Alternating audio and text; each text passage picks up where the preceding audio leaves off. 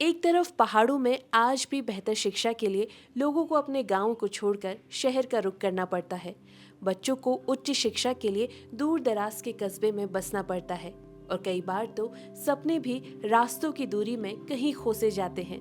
लेकिन इसी तस्वीर के बीच उत्तराखंड के रुद्रप्रयाग जिले में बसा एक छोटा सा गांव इस सोच को बदलता हुआ दिखाई देता है। ये गांव अपनी प्राकृतिक खूबसूरती, झरने या फिर पर्यटन के लिए नहीं बल्कि ज्ञान के खजाने के लिए पहचाना जाता है।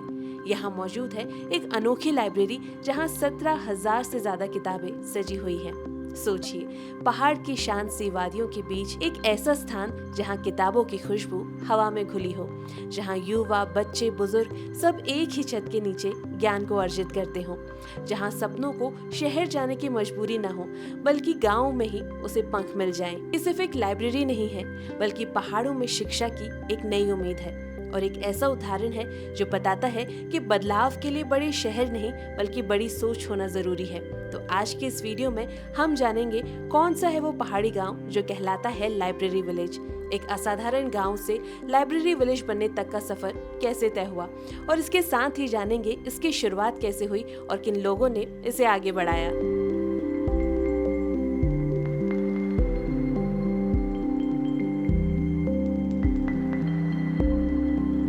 उत्तराखंड की पहाड़ी वादियों के बीच बसा है एक छोटा सा गांव जो आज अपनी अनोखी पहचान बनाए हुए है। आमतौर पर पहाड़ी गांव अपनी प्राकृतिक सुंदरता, खेती, धार्मिक स्थलों के लिए जाने जाते हैं, लेकिन ये गांव किताबों की वजह से चर्चा में है। जी हाँ, यहाँ करीब 17,000 से ज्यादा किताबों का विशाल संग्रह मौजूद है। इन किताबों को पढ़ने और देखने के लिए सिर्फ आसपास के लोग ही नहीं बल्कि दूर दराज के क्षेत्रों से भी लोग पहुँच रहे हैं। शांत वातावरण, साफ हवा और पढ़ाई के लिए अनुकूल माहौल इस जगह को बेहद ही खास बना देता है। ये गांव है मणिगुह, जो आज लाइब्रेरी विलेज के नाम से जाना जाता है। इस गांव को ये पहचान अचानक से नहीं मिली। इसके पीछे एक नई सोच, सामुदायिक सहयोग और लगातार मेहनत छुपी है। यहाँ किताबें सिर्फ परीक्षा पास करने का माध्यम नहीं मानी जाती बल्कि इन्हें गांव की संस्कृति और विकास का हिस्सा बना दिया गया है।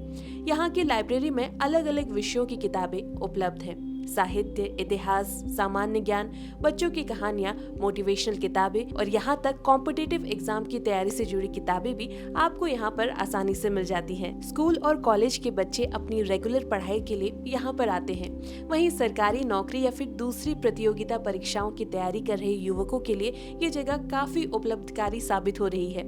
कई छात्र बताते हैं कि लाइब्रेरी में पढ़ने से उन्हें कंसंट्रेशन और सही मार्गदर्शन दोनों साथ में मिलते हैं। इस पहल की सबसे खास बात यह है कि इसने ये सोच बदल दी कि अच्छी शिक्षा केवल बड़े शहरों या फिर महंगे संस्थानों तक सीमित रहती है। इस गांव ने ये दिखा दिया कि अगर सब एकजुट होकर प्रयास करें तो सीमित संसाधनों से भी बड़े बदलाव लाए जा सकते हैं।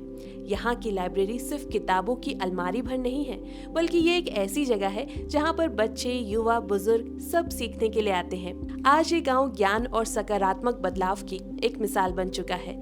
लेकिन ये सफर शुरू कैसे हुआ, किस सोच ने इस छोटे से पहाड़ी गांव को लाइब्रेरी विलेज में बदल दिया, ये जानने से पहले इस गांव के बारे में थोड़ा जान लेते हैं।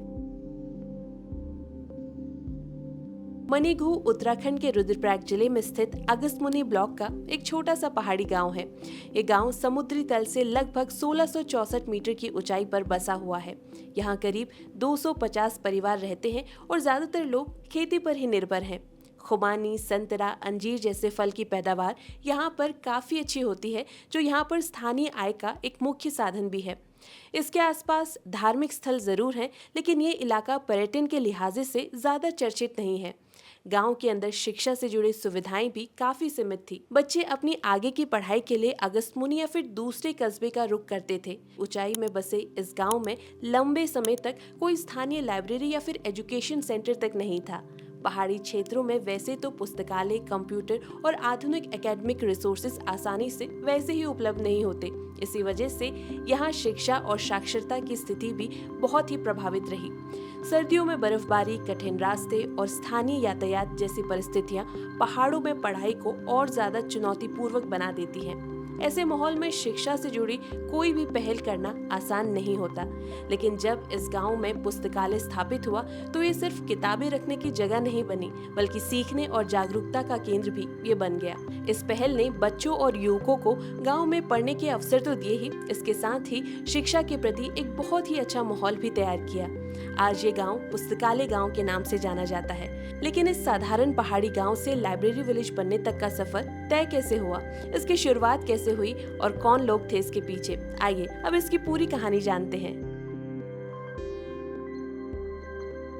मणिघू गांव की लाइब्रेरी की शुरुआत हमारा घर फाउंडेशन नाम की एक फाउंडेशन द्वारा 2023 में शुरू की गई। इस फाउंडेशन को बीना मिश्रा, सुमन मिश्रा, राहुल रावत और आलोक सैनी ने मिलकर शुरू किया।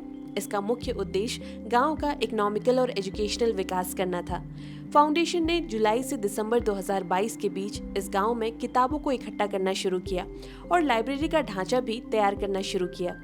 दिसंबर तक एक केंद्र पुस्तकालय भवन तैयार कर दिया गया। पुस्तकालय गांव की शुरुआत के समय में 3 दिन का गांव घर महोत्सव आयोजित किया गया। इस कार्यक्रम में किसान, कवि, रंगकर्मी और सामाजिक क्षेत्र से जुड़े कई लोग शामिल हुए। इसका मकसद सिर्फ लाइब्रेरी खोलना नहीं, बल्कि पढ़ने की संस्कृति को बढ़ावा देना था। फाउंडेशन की टीम पहले भी उत्तराखंड के कई इलाकों में पुस्तकालय शुरू कर चुकी है, लेकिन वहां पर लोगों की भागीदारी उतनी नहीं बढ़ पाई। इस अनुभव से सीख लेते हुए इस बार उन्होंने एक अलग तरीका अपनाया। उनका प्रयास रहा कि लाइब्रेरी केवल एक इमारत भर ना रहे, बल्कि लोगों की रोजमर्रा की जिंदगी का एक हिस्सा बन जाए। इसी सोच के चलते ग्राम सभा के अलग अलग हिस्सों में 8 छोटे छोटे रीडिंग स्पॉट बनाए गए, जिन्हें पुस्तक मंदिर नाम दिया गया। इन पुस्तक मंदिरों की वजह से दूर रहने वाले लोग भी आसानी से किताब पढ़ सकते हैं, वो भी बिना मेन लाइब्रेरी में जाए। इस तरीके से ज्यादा लोग किताबों से जुड़ सकते हैं।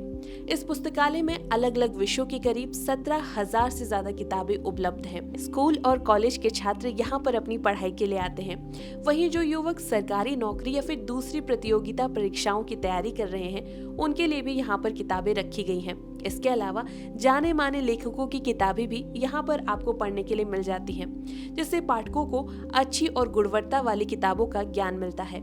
खास बात यह है कि उत्तराखंड आंदोलन से जुड़े दस्तावेज और किताबें भी इस पुस्तकालय में सुरक्षित रखी गई हैं, जो रिसर्च और जानकारी के लिए काफी ज्यादा महत्वपूर्ण है। यहाँ पर कुछ ऐसी किताबों का संग्रह भी मौजूद है जिन्हें आमतौर से छोटे गाँव में देख पाना बेहद ही मुश्किल है। ये पुस्तकालय सिर्फ किताब रखने तक सीमित नहीं है, बल्कि यहाँ पर साल भर अलग अलग एकेडमिक्स एक्टिविटीज भी आयोजित की जाती हैं। पढ़ने की वर्कशॉप, डिक्शन सेशन, बच्चों के लिए एक्टिविटीज और अवेयरनेस प्रोग्राम किए जाते हैं, ताकि ज्यादा से ज्यादा लोग पढ़ाई और ज्ञान से जुड़ सकें। गांव की इस लाइब्रेरी में खास जोर उत्तराखंड की धरती से निकलने वाले लेखकों की किताबों पर भी किया गया है।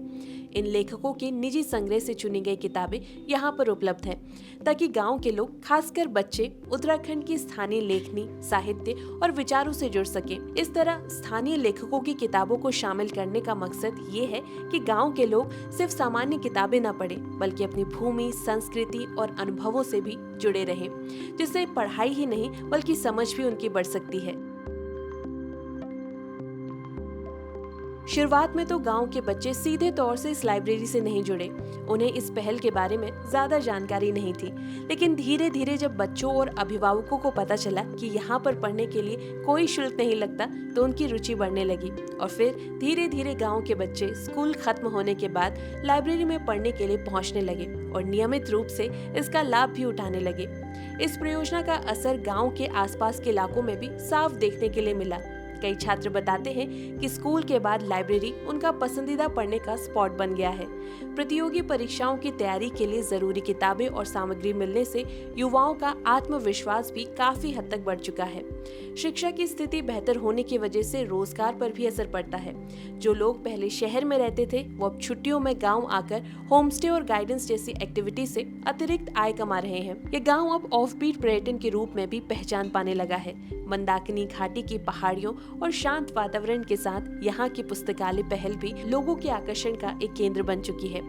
फाउंडेशन ने स्थानीय लोगों को होम स्टे शुरू करने के लिए प्रेरित किया और उनकी आय का एक हिस्सा पुस्तकालय में खर्च किया जाता है।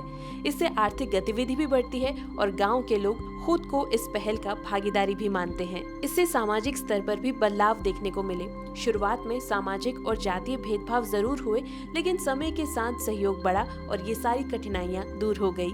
गांव की महिलाएं अब नियमित रूप से यहाँ पर पढ़ने आने लगी। युवाओं में भी अपनी लोक संस्कृति और परंपराओं को लेकर गर्व महसूस हुआ।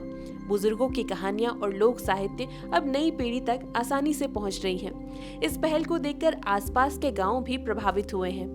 देश भर में ग्रामीण पुस्तकालयों की कमी को देखते हुए इस गांव का ये मॉडल एक उदाहरण बन रहा है, जो साफ दिखाता है कि अगर लोग एकजुट हो जाएं, तो एक छोटे से गांव में शिक्षा और सामाजिक बदलाव की मजबूत नींव रखी जा सकती है।